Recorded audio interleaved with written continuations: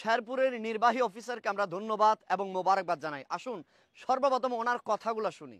যে নবী আসলো, মিলাদুন নবী, তার যে নবীর জন্ম হলো, সে নবী পৃথিবীতে 63টা বছর কাটায় গেল, আপনার আমাকে আলো দেখাই গেল নাকি?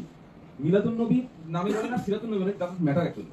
এটা কোনো বিষয়ই না। এখানে অনেক অনেক পণ্ডিত ব্যক্তিরাও আছেন, আপনার আমার সাথে একবার কিনা যায় না। এটা কোনো বিষয় না। যে মহামানবটা পৃথিবীতে আসলো, আসার পরে তার একটা জীবনকাল, তার জীবন আচরণ দিয়ে আমাদেরকে আলোকিত করে গেল, তার ওই জন্মদিনে তো আমরা তার সিরাত নিয়ে আলোচনা করবো। মাশাআল্লাহ, চমৎকার বলেছেন। আমরা এই অফিসারের জন্য আমরা দোয়া করছি। এই অফিসার এখানে দুই দলের দুইটা ওলামায়ে কেরাম উপস্থিত হয়েছেন। একদল হচ্ছে আহলে সুন্নাহ ওয়াল জামাত, আরেক দল হচ্ছে আমাদের দেশের যারা কওমি ভাইরা ওনারা উপস্থিত হয়েছেন। বিষয় হচ্ছে মিলাদুন নবী করা যাবে কি যাবে না।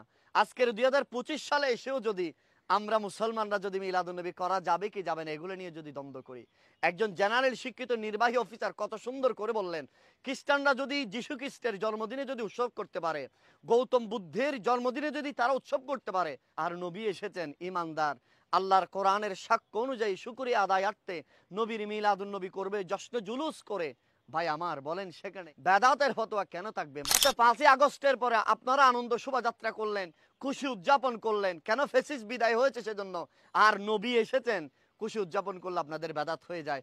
আপনাদের কোনো বড় আলেম যদি জেল থেকে বের হয়, তার জন্য খুশি উদযাপন করেন, তাকে আপনারা ফুলের মালা দেন, তখন আপনারা জায়েজ হয়ে যায়।